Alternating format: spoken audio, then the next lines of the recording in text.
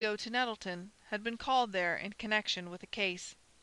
He still exercised his profession, though litigation languished in North Dormer and its outlying hamlets, and for once he had had an opportunity that he could not afford to refuse.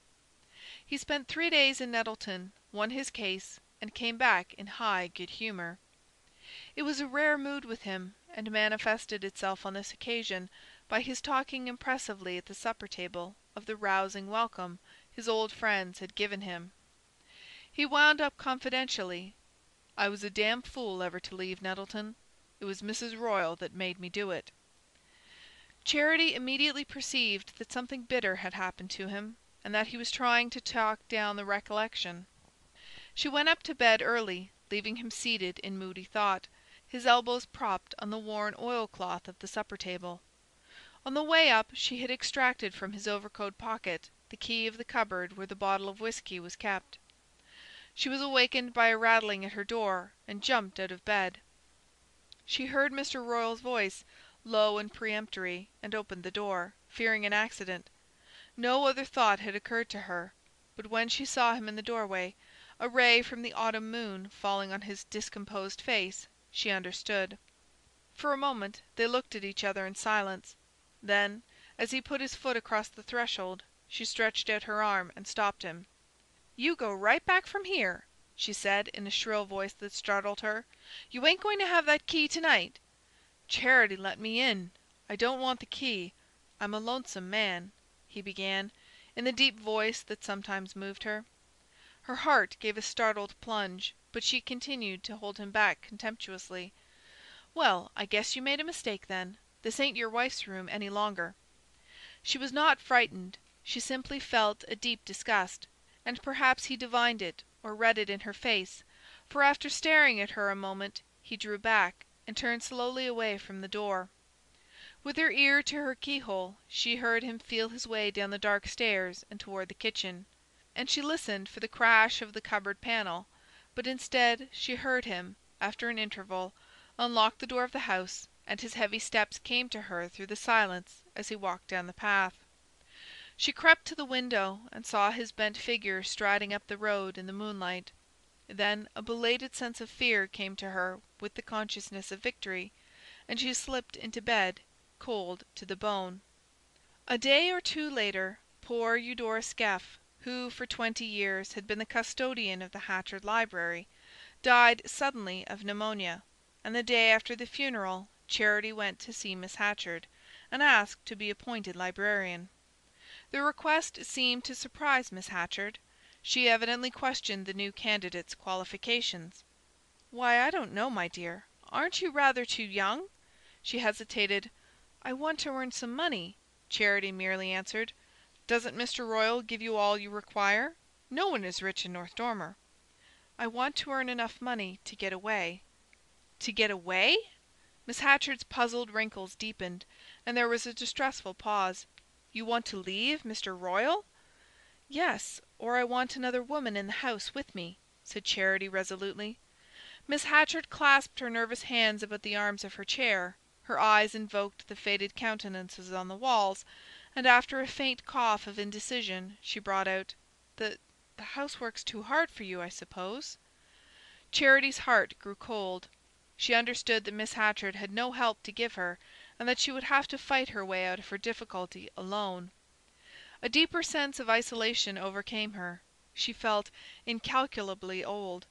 "She's got to be talked to like a baby," she thought, with a feeling of compassion for Miss Hatchard's long immaturity. "Yes, that's it," she said aloud. "The housework's too hard for me. I've been coughing a good deal this fall." She noted the immediate effect of this suggestion. Miss Hatchard paled at the memory of poor Eudora's taking off, and promised to do what she could. But of course there were people she must consult, the clergyman, the selectmen of North Dormer, and a distant Hatchard relative at Springfield. "If you'd only gone to school!" she sighed. She followed Charity to the door, and there, in the security of the threshold, said with a glance of evasive appeal, "I know Mr. Royal is trying at times, but his wife bore with him, and you must always remember, Charity, that it was Mr. Royal who brought you down from the mountain." Charity went home and opened the door of Mr. Royal's office. He was sitting there by the stove, reading Daniel Webster's speeches. They had met at meals during the 5 days that had elapsed since he had come to her door, and she had walked at his side at Eudora's funeral, but they had not spoken a word to each other. He glanced up in surprise as she entered, and she noticed that he was unshaved, and that he looked unusually old. But as she had always thought of him as an old man, the change in his appearance did not move her. She told him she had been to see Miss Hatchard, and with what object. She saw that he was astonished, but he made no comment. "I told her the housework was too hard for me, and I wanted to earn the money to pay for a hired girl. But I ain't going to pay for her. You've got to. I want to have some money of my own." Mr. Royal's bushy black eyebrows were drawn together in a frown, and he sat drumming with ink-stained nails on the edge of his desk. "What do you want to earn money for?" "So's to get away when I want to." "Why do you want to get away?" Her contempt flashed out. "Do you suppose anybody'd stay at North Dormer if they could help it? You wouldn't, folks say." With lowered head he asked, "Where'd you go to?" "Anywhere I can earn my living. I'll try here first, and if I can't do it here I'll go somewhere else. I'll go up the mountain if I have to." She paused on this threat, and saw that it had taken effect.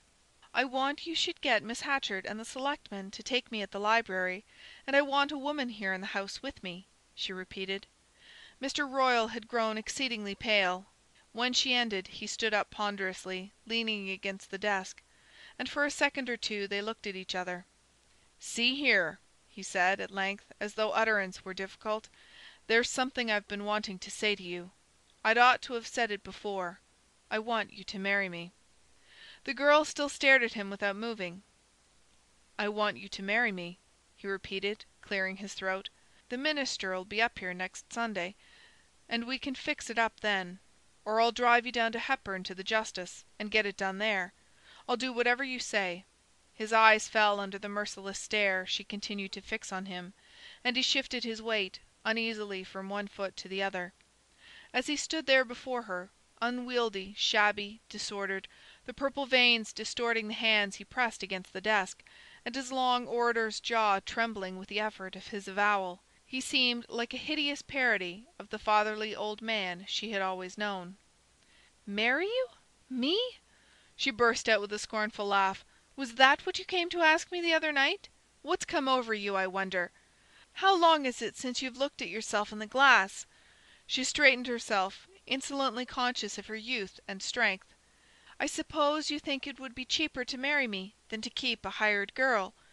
Everybody knows you're the closest man in Eagle County, but I guess you're not going to get your mending done for you that way twice." Mr. Royal did not move while she spoke. His face was ash-colored, and his black eyebrows quivered as though the blaze of her scorn had blinded him. When she ceased, he held up his hand. "That'll do. That'll about do," he said. He turned to the door and took his hat from the hat-peg. On the threshold he paused. "People ain't been fair to me. From the first they ain't been fair to me," he said. Then he went out. A few days later North Dormer learned with surprise that Charity had been appointed librarian of the Hatchard Memorial at a salary of $8 a month, and that old Verena Marsh from the Creston Almshouse was coming to live at Lawyer Royal's and do the cooking. End of chapter 2.